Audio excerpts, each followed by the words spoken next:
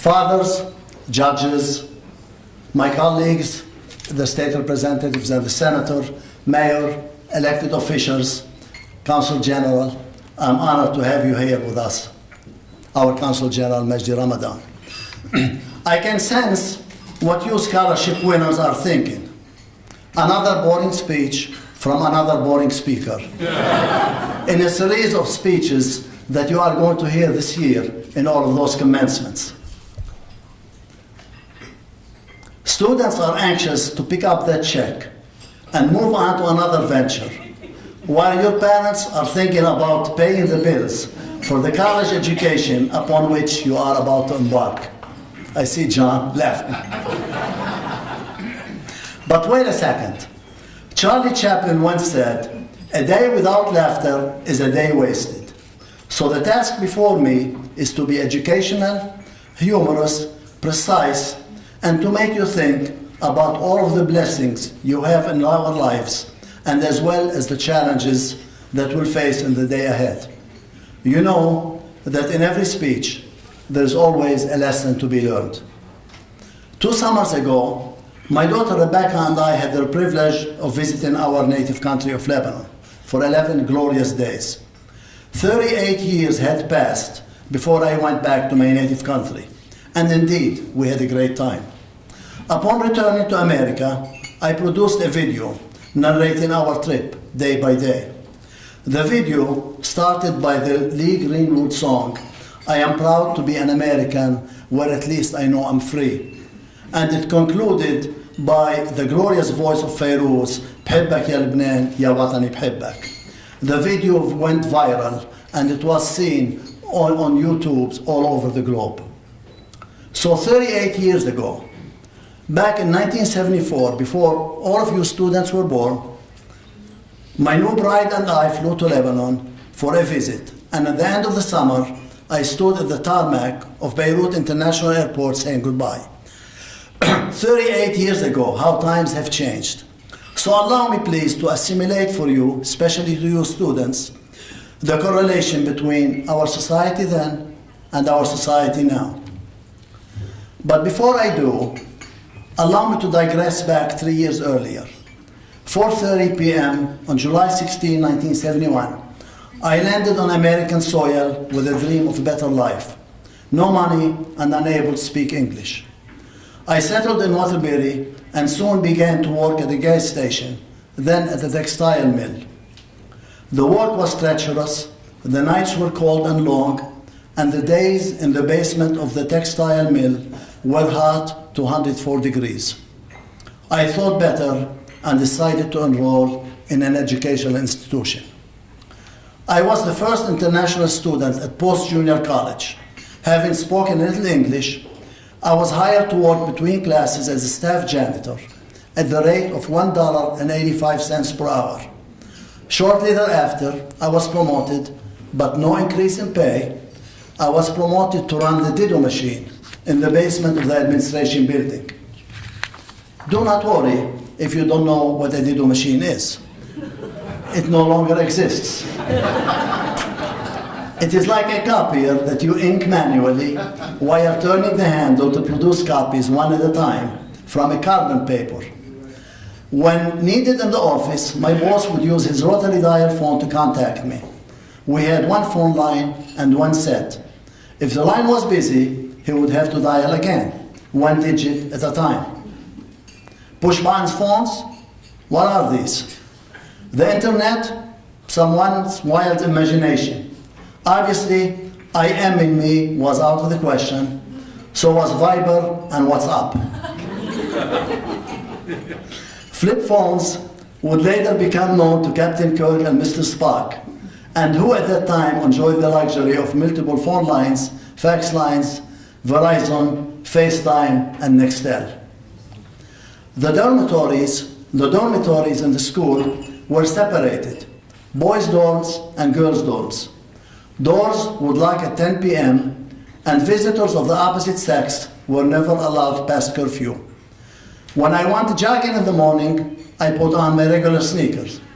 Air Jordan and LeBron James specials were not stocked at Costco's, BJ's, nor Target. Those stores were not founded as of yet.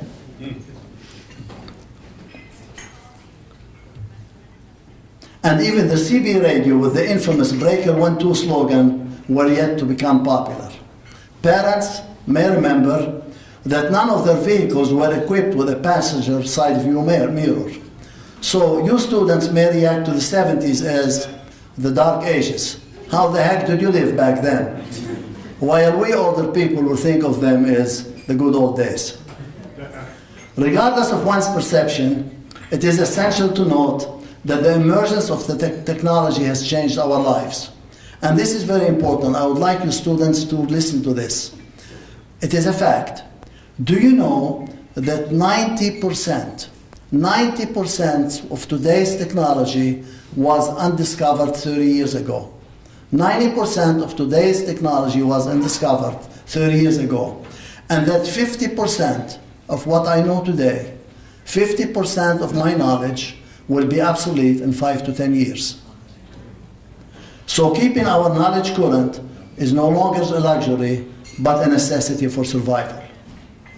As a businessman, politician, and a manufacturer, I will not be true to my profession if I do not address how competition has changed the way we conduct business. The world has become a global village. And with the explosion of information and communication, we are no longer competing with our neighbors across the street. Rather, we are competing with our neighbors across the oceans. Therefore, thousands of American businesses have decided to downsize, streamline, consolidate, move job overseas, or outsource. But how do people survive? And how do we make it in this country? Former Los Angeles Dodgers manager Tommy Lasorda once said, "The difference between the impossible and the possible lies in a person's determination." So individuals who are determined to succeed are the ones that do indeed succeed, even with today's difficult economy and difficult way of doing business. So here I am speaking to you students, parents, and guests in person and in front of microphone. I'm talking about how technology changes. This method that I'm using right now is totally outdated. Father Nagy used his tablet when he came here to say prayer. Prayer, crying out loud, from a tablet.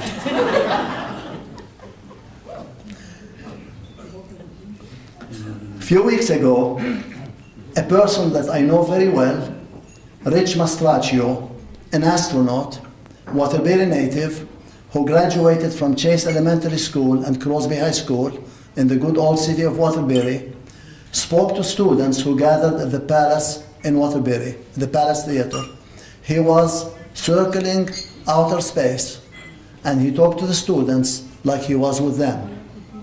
They saw him, they talked to him, they conversed with him in real time, and they asked him questions, and he answered every single question, all in real time, and they were able to see him into outer space. So what is this podium doing here? That's how things change in our lives so fast. To close, and I was told by our Master of Ceremony 10 to 12 minutes, and I did not want him to kind of move me out of here by force. To close, my advice to you students is to imagine the future, like the slogan of General Electric, where they say, Imagineering the future, changing technology. So imagine the future, because successful people shape the future rather than falling victims to its circumstances. As for you guests and friends, love America, because she's our country, the land of opportunity, where a non-speaking janitor at post-junior college has become a member of the board of trustees of that growing institution that is now post-university with several master's degrees programs. And I've been honored to become a member of the board of trustees. Only in America, an immigrant from Lebanon will be elected to represent his people in the political arena. Only in America,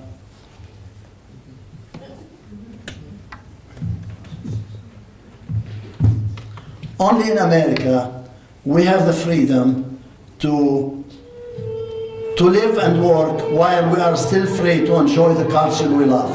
So here is our culture, please enjoy it.